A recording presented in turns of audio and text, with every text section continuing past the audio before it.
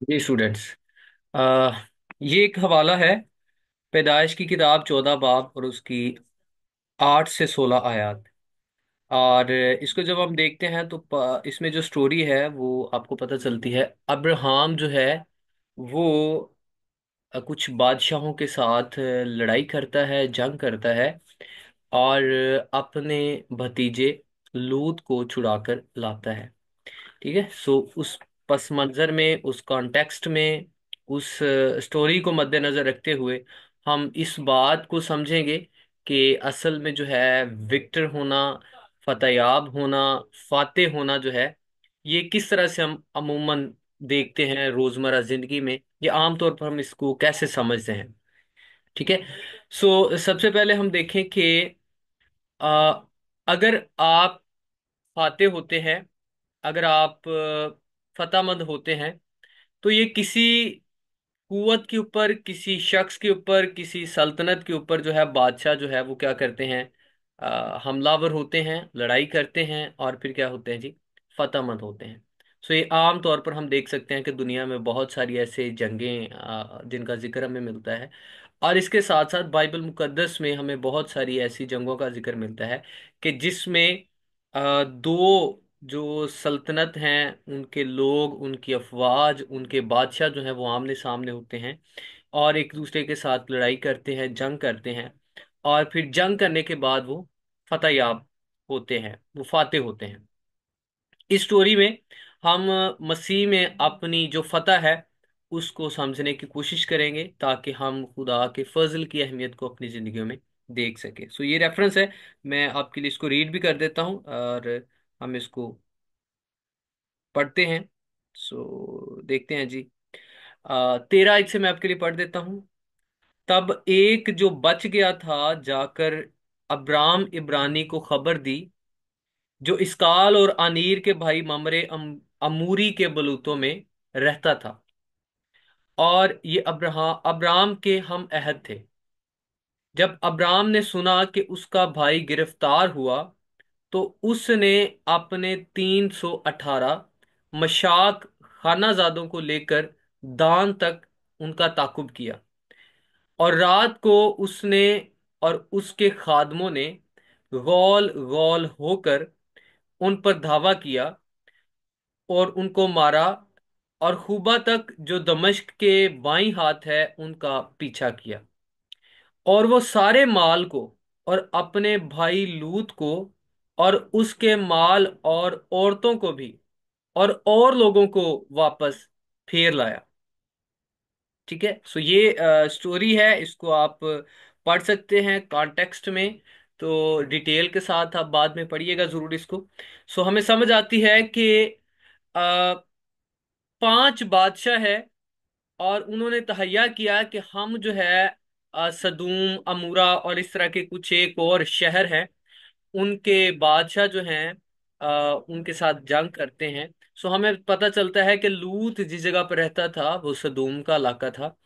और जब वो बादशाह जिन्होंने सदूम के बादशाहों से लड़ाई की, तो उन्होंने फतह हासिल की। और फतह हासिल करने के बाद आपको पता है कि जो चीजें उनके हाथ लगती हैं, जिनको लूट का माल भी कहते हैं या माल गनीमत कहते हैं, वो लोग भी हो सकते हैं, वो माल भी हो सकता है, वो रुपए पैसा भी हो सकता है, जमीन जायदाद, बहुत कुछ जो है उसमें से हो सकता है। सो क्या हुआ कि वो 4 बादशाह जो सदूम के बादशाहों से लड़ने को आए थे, उन्होंने सदूम के बादशाह को, अमूरा के बादशाह को, और चंद एक और खास जगह हैं जिनका जिक्र किया गया है, कि उन 5 बादशाहों को शिकस्त दी। और उनमें से कुछ जो है वो एक वादी में गिरे, और वहां पर वो मर गए, और एक बच गया। और जो एक बच गया था वो भागा, और वो बादशाह अब्राम के पास आता है। ये स्टोरी है, और ये एक पिक्चर आपके सामने है। इसमें एक शख्स जो है वो दूसरे को बता रहा है कि जी कोई वाकया हो गया। जो आयत हमने पढ़ी है उसमें हमने देखा कि एक जो बच गया था वो भागा हुआ अब्राम के पास आया, और उसने आकर अब्राम को बताया कि जो 4 बादशाह हैं उन्होंने हमारे मुल्क के बादशाह और अमूरा और कुछ और बादशाह थे उनके खिलाफ लड़ाई की है, और हम जंग हार गए, और हमें जो है वो फतह कर लिया गया है। और तेरा भाई लूत उसको, उसके घराने को, उसके खानदान को असीर करके वो बादशाह अपने साथ ले गए हैं। जैसे अब्राहम को ये बात पता चलती है, लिखा है कि वो 318 मशाक खानाजाद जो उसके साथी थे, जो जंगजू थे, जिनको लड़ाई का पता था, वो उसके साथ गए और उन्होंने जाकर लूत को उन बादशाहों से छुड़ाया। कैसे छुड़ाया? उसके लिए उन्हें लड़ाई करना पड़ी। उन्होंने जंग लड़ी उन बादशाहों के खिलाफ, उन बादशाहों को मारा, कत्ल किया और उन पर फतह हासिल की। जब फतह हासिल की, फिर उसके बाद हमें नजर आता है कि लूत को, यानी जो उसका भाई, जो उसका भतीजा था, और उसके साथ साथ और बहुत सारे लोग जो उसके खानदान से थे, जिनको असीर करके ले गए थे। और फिर लिखा है कि और भी लोग जो लूत के खानदान के नहीं थे, उनको भी क्या किया अब्राम ने, उसके जो खानाजाद मशाक थे, उन्होंने उसको क्या किया, उनको छुड़ाया। और उनको छुड़ाने के बाद वो वापस लाए, और बहुत सारा माल जो था वहां से उनको मिला, जिसको माले गनीमत कहते हैं, वो भी अपने साथ वो लेकर आए। तो ये एक स्टोरी है जिसमें हमें समझ आती है कि फतह जो है वो जंग करने से हासिल होती है। और इस स्टोरी के रूहानी पस मंजर को जब आप देखेंगे तो हमें ये बात समझ आती है। जब हम टाइपोलॉजी की बात करते हैं, जब हम फिगरेटिव लैंग्वेज की बात करते हैं, जिसमें हम शबीहाती जो मालूमात है उसको हम देखते हैं, तो पता चलता है कि यहाँ पर लूत का किसी दूसरे बादशाह के असीर हो जाना, इसका मतलब ये है कि वो जो है गुलामी की हालत में है, असीरी की हालत में है। और जिसकी असीरी में है वो उससे कदरे ताकतवर है, वो खुद वहां से छुड़ाया नहीं जा सकता, कोई आए और उसको छुड़ाए। और जब हम इसको देखते हैं तो हमें पता चलता है कि ये एक स्पिरिचुअल रैम की तरफ हमें लेकर चले जाती है। और हम जब इसको गौर से देखते हैं तो पता चलता है कि ये लूत जो है, ये बनी नौ इंसान की एक तस्वीर है, या उसको जाहिर करता है, जिसने अदन के बाग में एक जंग हारी। जब आदम और हवा को खुदा ने कहा कि तू उस दरख्त के पास ना जाना, ना उसे छूना, ना खाना, जिस रोज तूने उसमें से छुआ या खाया तू मरा। और इब्लीस जो है, लिखा है कि सांप जो है उसकी सूरत में आया और उसने हवा से कहा कि अगर ये फल तुम खाओगे तो मरोगे नहीं, बल्कि खुदा ताला की मानिंद हो जाओगे। और जब आप बाइबल मुकद्दस में देखते हैं तो पता चलता है कि खुदा ने जब आदम और हवा को बनाया और उसने सारा इख्तियार और इज्जत का ताज आदम और हवा को पहनाया। और खुदावन ने कहा कि जमीन पर रेंगने वाले जानदार और आसमान पर उड़ने वाले परिंदे, इन पर तू क्या कर, हुक्मरानी कर। सो वो एक बादशाह के तौर पर, खुदा के बेटे के तौर पर, और खुदा की मिरास को पोजेस करने वाला या उसको एंजॉय करने वाले के तौर पर हमें नजर आता है। लेकिन जैसे इब्लीस जो है उसने आकर उनको बहकाया, तो लिखा है कि उन्होंने जो कुछ खुदावन की तरफ से उनको मिला था वो उस दूसरे के हाथ में कर दिया। सो इब्लीस ने जो है वो कोई लड़ाई करके उनसे नहीं लिया। वो जिहनी जो जंग थी वो वहां पर हमें नजर आती है, जिस्मानी जंग नहीं। क्योंकि खुदा के कलाम में लिखा है कि हमारी जो लड़ाई है वो खून और गोश्त से नहीं है, बल्कि तारीकी की जो कुव्वतें हैं उनके साथ है। तो वहां पर आदम जो है वो स्पिरिचुअल जो जंग है, वारफेयर है, या जंग है, उसको वहां पर हमें हारता हुआ नजर आता है।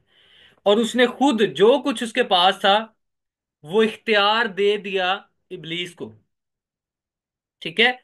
इसलिए जब खुदावंद यीशु मसीह को आप देखते हैं कि इब्लीस, यीशु मसीह खिदमत का आगाज करते हैं और इब्लीस यीशु को आजमाता है, तो यीशु मसीह को वो कहता है, ऊंचे पर ले जाकर दिखाता है सारी शान और शौकत, और कहता है अगर तू मुझे सजदा करे तो ये सब कुछ मैं तुझे दे दूं, क्योंकि ये मेरे इख्तियार में किया गया है, दिया गया है।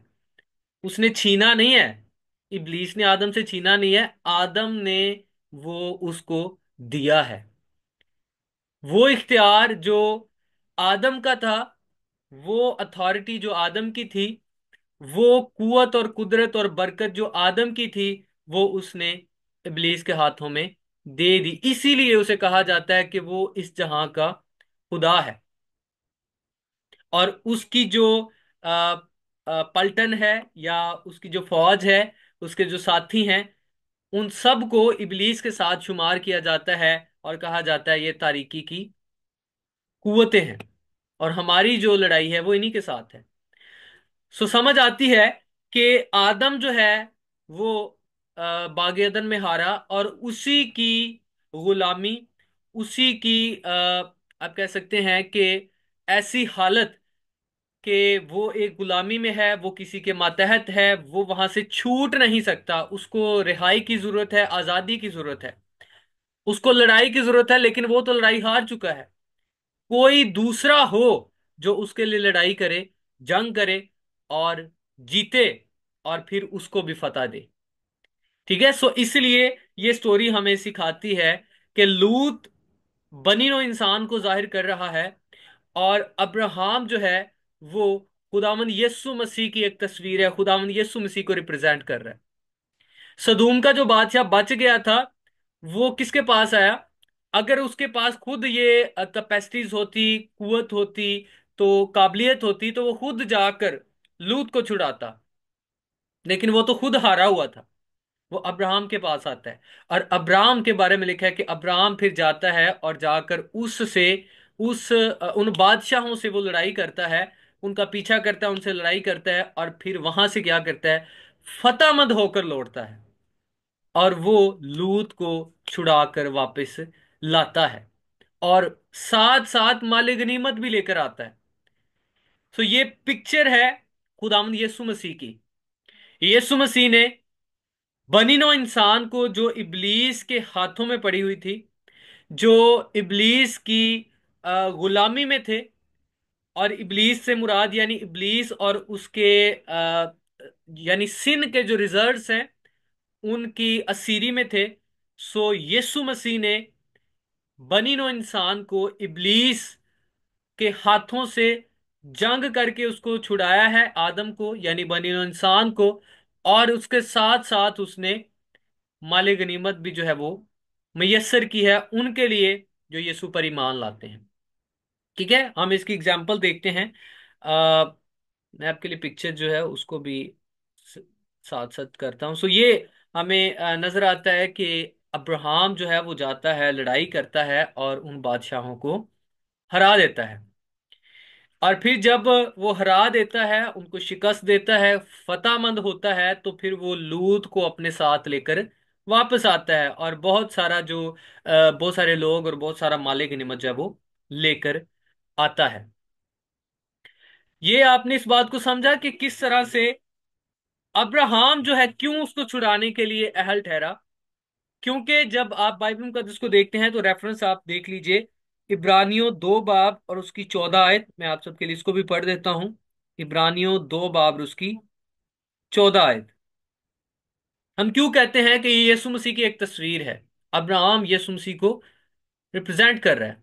ठीक है। उसके लिए आप इब्रानियों 2 बाब 14 देखें, तो वहां पे लिखा है, बस जिस सूरत में लड़के खून और गोश्त में शरीक हैं, तो वो खुद भी उनकी तरह उनमें शरीक हुआ, ताकि मौत के वसीला से उसको जिसे मौत पर कुदरत हासिल थी, यानी इब्लीस को तबाह कर दे, और जो उम्र भर मौत के डर से गुलामी में गिरफ्तार रहे, उन्हें छुड़ा ले। क्योंकि वाकई में वो फरिश्तों का नहीं बल्कि अब्राहम की नस्ल का साथ देता है। सो यीशु मसीह की ये लड़ाई नहीं थी, ये लड़ाई आदम की और इब्लीस की थी। आज भी आपने बहुत सारी तस्वीर देखी होंगी, जिसमें शायद आपने फेसबुक वगैरह पर देखा हो कि एक तस्वीर बनाई गई है यीशु मसीह की, और दूसरी जानब इब्लीस की एक तस्वीर बनाई गई है, और वो दोनों पंजा लड़ा रहे हैं। ठीक है। सो इस तरह से आपने और बड़ी तस्वीर देखी होंगी। तो उसमें गलती कहाँ पे है कि ये लड़ाई खुदा की है ही नहीं। ठीक है, ये लड़ाई थी आदम की और इब्लीस की। आदम ये लड़ाई हार गया, इस वजह से आदम की जगह पर खुदा लड़ाई में उतरता हुआ नजर आता है। और वो कैसे लड़ाई में उतरा? जरूरी था कि जैसा आदम था वैसा ही कोई होता, और जो उसको इब्लीस के गुलामी से आजाद करने के अहल होता, कुव्वत रखता, इरादा और मर्जी रखता। इसलिए हम देखते हैं कि कोई और नहीं था जो उसको छुड़ा सकता है। इसलिए खुदा जो मोहब्बत से लबरेज है, उसने अपने फजल को अपनी मोहब्बत में जाहिर किया। और हमें पता चलता है कि यीशु मसीह जो कामिल खुदा है, खुदा का बेटा है, उसने तजस्सुम इख्तियार किया और वो आदम के जैसा बन गया, जैसा आदम था, यानी गुनाह से पहले। और उसने वही जिंदगी बसर की जो जरूरी थी कि वो एक पाक और कामिल जिंदगी बसर करे। और फिर वो क्या करे? आदम बहैसियत दूसरा आदम, पहले आदम को छुड़ाने के लिए वो क्या करे? फिर से वो लड़ाई लड़े जो बागे अदन में पहला आदम लड़ा और वो हार गया। इसके लिए जरूरी था कि ये वही लड़ाई लड़े और ये जीते, ताकि ये पहले आदम को छुड़ा सके। फिर हमें पता चलता है कि आप पैदाइश की किताब को जब पढ़ते हैं तो लिखा है उसका 3 बाब और 15 आयत में, वहां पे लिखा है कि यीशु मसीह जो खुदा का बेटा है उससे मुतल्लिक हमें पहली जो नबूवत है, पहली पेशनगोई है, वो नजर आती है। वहां पे लिखा है खुदा ने सांप और औरत को मुखातिब करते हुए कहा कि तू उसकी एड़ी पर काटेगा और वो तेरे सर को कुचलेगा। सो ये वो एक तस्वीर थी, ये एक पिक्चर थी, ये एक क्लाइमैक्स था, ये एक पेशनगोई थी जो खुदामंद खुदा ने दी। इबलीस को बताया कि तेरा सर कुचला जाएगा, तू उसकी एड़ी पर काटेगा और वो तेरे सर को कुचलेगा। और फाइनली हमें नजर आता है कि खुदामंद यीशु मसीह ने इबलीस के सर को कुचला। कहां पर कुचला? मेरे साथ आप आयत निकाल सकते हैं, यूहन्ना की इंजील उसका 19 बाब और उसकी 30 आयत। यूहन्ना की इंजील उसका 19 बाब और उसकी 30 आयत। और आप सबको पता है कि जब कोई जंग जीती जाती है तो उसके बाद जंग जीतने वाला या फतेहमंद जो होता है, जो फातेह होता है, वो क्या करता है? वो अनाउंसमेंट करता है। वो उस जंग के जीते जाने की क्या करता है? ऐलान करता है। कुछ लोग नारा लगा के करते हैं। ठीक है। सो जब भी जंग जीती जाती है, या आप देखिए बादशाह अक्सर करते थे, और मिसाल के तौर पर इलेक्शंस आपने देखे होंगे कि जब भी कोई पार्टी इलेक्शन जीत जाती है तो वो अपनी जीत का जश्न जो कैसे मनाती है? नारे लगाकर, फतेह मंदी का नारा, फतेह याबी का नारा। सो खुदामंद यीशु मसीह ने जब इबलीस पर फतह हासिल की है तो उसने भी एक नारा लगाया है। क्योंकि यीशु मसीह की मौत के सबब से ही इबलीस का सर जो है वो कुचला जाना था। इसलिए जब यीशु मसीह ने यूहन्ना 19:30 में लिखा है, बस जब यीशु ने वो सिरका पिया तो कहा कि तमाम हुआ, और सर झुकाकर जान दी। यीशु का जो जीत का ऐलान था, फतेयाबी का ऐलान था, वो कितना ऐलान था? इट इज फिनिश्ड, तमाम हुआ, टेटेलस्टाई, जिसका मतलब है इसको डिफरेंट पहलू जो है उनमें देखा जाता है। ये फतह मंदी का नारा है, ये एक फौजदारी की इस्तलाह है। ठीक है। जिसका मतलब है कि किसी पर जो है वो फतह हासिल कर ली गई है। जब आप इसको मुआफी के कॉन्टेक्स्ट में देखते हैं तो पता चलता है कि ये पेमेंट को जाहिर करता है। इट इज फिनिश्ड, टेटेलस्टाई, पेमेंट पेड इन फुल, कि जो कीमत थी, जो आपको डेट नजर आता है, वो पे किया गया है, उसकी पूरी पूरी कीमत अदा कर दी गई है। ठीक है। और दूसरा जो मानी है वो ये है कि ये फतह हासिल की गई है, किसी को डिसाम किया गया है, किसी के हथियार जो हैं उनको आप कह सकते हैं गिरा दिया गया है, इख्तियार जो है वो वापस ले लिया गया है। सो इट इज फिनिश्ड जो है, ये यीशु मसीह का फतह याबी का नारा है। यीशु मसीह ने इबलीस पर जो फतह पाई है, बहैसियत कामिल इंसान, दूसरा आदिम होते हुए, वो अपने लिए नहीं, मेरे और आपके लिए, बनी नौ इंसान के लिए, ताकि वो जिसके गुलामी में, जिसकी कुवत में, जिसके इख्तियार में ये दुनिया पड़ी हुई थी, यीशु उस पर फतह हासिल करे, उसको मौत के घाट उतारे, और उसके जो असीर हैं उनको वो छुड़ा सके। अब्राहम जो है वो यीशु मसीह की तस्वीर है। उसने लूत को बादशाहों से लड़ाई करके छुड़ाया, और फिर माले गनीमत लेकर वो वापिस आया। यीशु मसीह ने सलीब के ऊपर उन तमाम रूहानी ताकतों, कुवतों को शिकस्त दी है। ठीक है, और उसने हमें उनसे छुड़ा लिया है। ठीक है, आज भी बहुत सारे लोग कहते हैं रूहानी जंग लड़ते हैं हम। मैं जी 6-6 घंटे रूहानी जंग लड़ी ते फिर जाके बदरू निकली। 2 दिन का रोजा रखिया ते फिर जाके किते सुनी गई। सेल्फ एफर्ट्स, बाइबल मुकद्दस कहती है कि रूहानी जो जंग है वो तो लड़ी जा चुकी है, वो जीती जा चुकी है।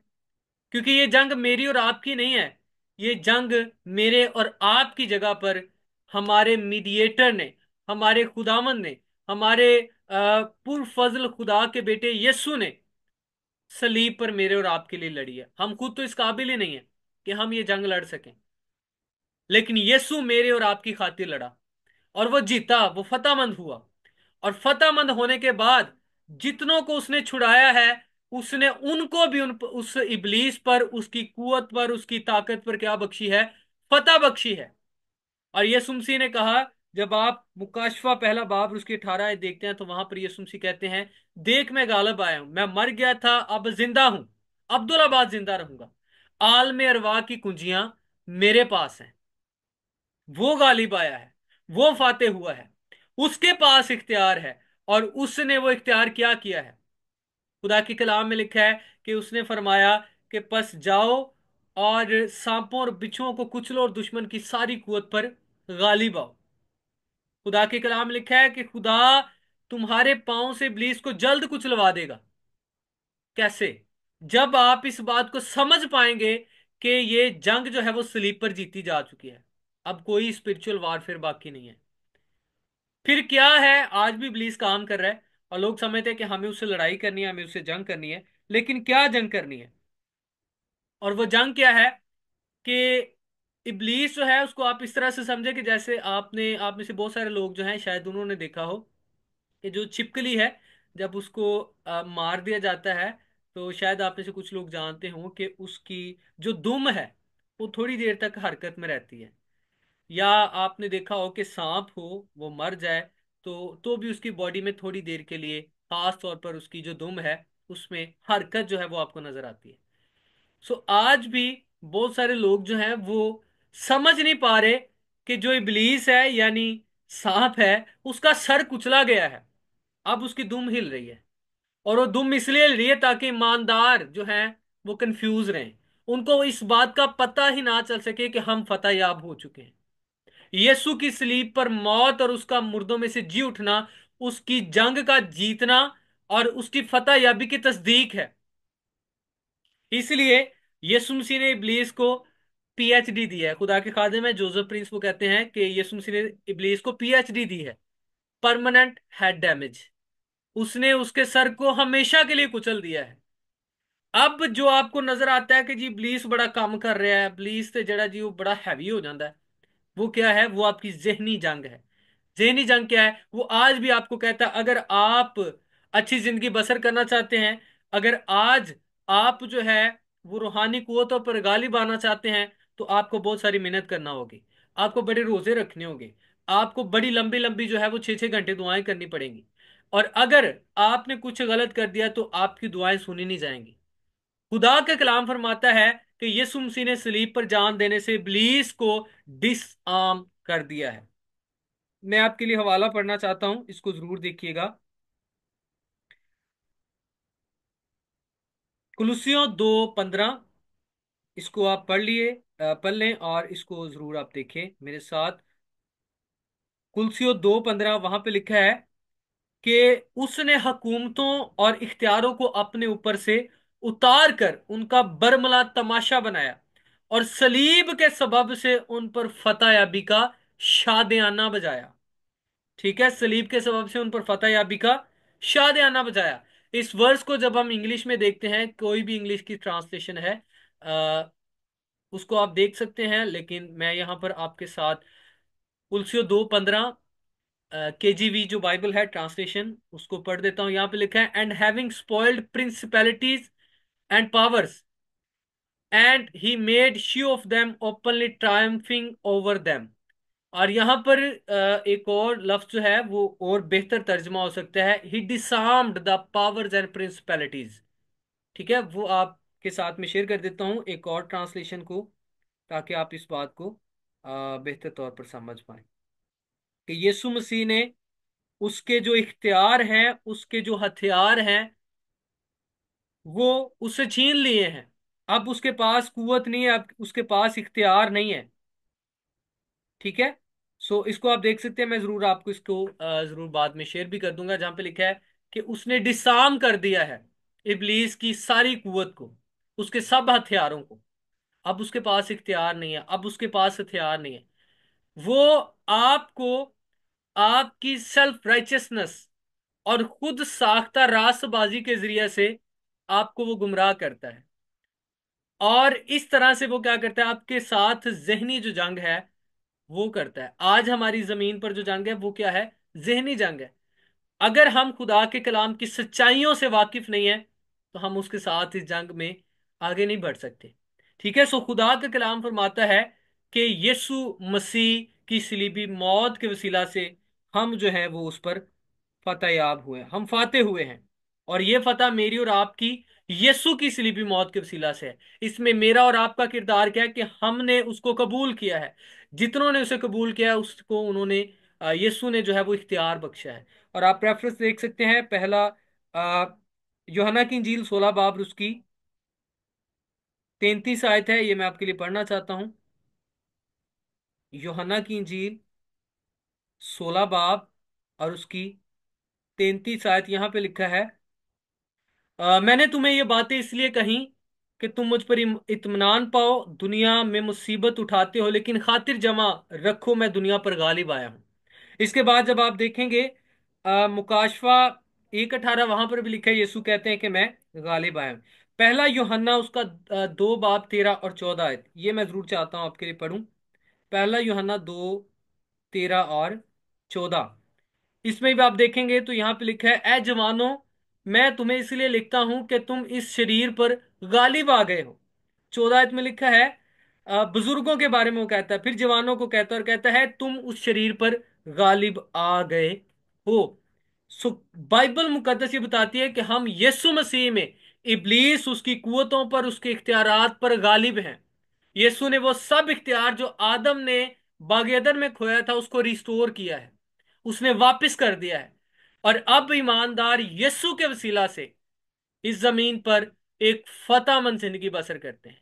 अब इब्लीस का हम पर कुछ इख्तियार नहीं, सिन का हम पर कुछ इख्तियार नहीं। हम गुनाह पर, इब्लीस पर, मौत पर फाते हैं, हम बीमारियों पर फाते हैं। और ये वो फतह है जिसको हम देखते हैं माले गनीमत के तौर पर हमें मिली है। जब हम बाइबल मुकद्दस को देते हैं, शरीयत बताती है कि आप ऐसा करेंगे तो खुदा आपको बरकत देगा। खुदावंद यीशु मसीह ने माले गनीमत जो है उसमें हमें शामिल किया। माले गनीमत क्या है कि उसने शरीयत के सब तकाजों को पूरा किया, सलीब पर जान दी, इब्लीस को हराया, और जो कुछ आदम ने खोया था उसको वापस लिया, रिस्टोर किया, और हमें ईमान लाने से उसने दोबारा वापस दे दिया है। अब हमें सेल्फ एफर्ट करके उनको हासिल नहीं करना, बल्कि ईमान के वसीला से वो हमें मुयस्सर है। और खुदा के वादों का इकरार करते हुए हम उन बातों का इजहार करते हैं, उस पोजेशन को, जो कुछ यीशु ने हमें दे दिया है, हम उस पर गालिब आते हैं। इब्लीस पर फतह याब है, मौत पर। खुदा के कलाम में लिखा है कि यीशु हमें दोबारा जिंदा करेगा। ठीक है, जितने उसमें हैं वो ईमान लाते हैं, उन पर सजा का हुक्म नहीं है। अब हम पर गुनाह का कुछ इख्तियार नहीं है, हम छुड़ा लिए गए हैं, हम फतेहमंद हैं, हम आजाद हैं कि खुदा के पाकरू की हदायत से हम जिंदगी बसर कर सकें। हम मौत से आजाद हैं, हम गुनाह के असरात से, उसके नताइज से, हम जहन्नुम से छुड़ा लिए गए हैं। अब हम आजाद हैं, और खुदा का पाखरू हमारे अंदर रहते हुए इस आजादी को हमारे वसीला से जाहिर करता है। और हम वो सब कुछ करने के अहल ठहरते हैं जो शरीयत के मातहत हम नहीं कर सकते थे। सो बाइबल मुकद्दस हमें बताती है कि हम खुदावंद यस्सु मसीह के वसीला से फतह याब हैं, फतहमंद हैं, और ये फतह जो है उसी के बायस कायम रहती है। इब्लीस आज भी हमसे मुकाबला करता है ईमानदारों से, लेकिन ईमानदार ये बात जान कर के हम यस्सु में फाते हैं, यस्सु के उस इख्तियार को इस्तेमाल कर सकते हैं जो हमारे अंदर है, जो हमें दिया गया है। और उसकी आ, बातों का, इब्लीस की बातों का जवाब, जो मनफी बातें, मनफी पहलू, मनफी चीजें हमारे जहन में, हमारे हालात में वो इस्तेमाल करता है, हम खुदा के वादों का इकरार करते हुए, इस बात की सच्चाई को जानते हुए कि हम यीशु मसीह के साथ फतेहमंद हैं, हम उसके मुकाबले में खड़े रह सकते हैं, और वो फिर हमारे पांव से कुचला जाता है। इसलिए खुदा के कलाम लिखा है कि वो जल्द तुम्हारे पांव से उसको कुचलवा देगा। कैसे? उसके कलाम के वसीला से।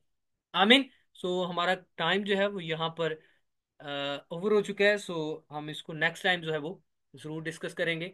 आज की जो क्लास है हम इसको यहाँ पे वाइंड अप करते हैं।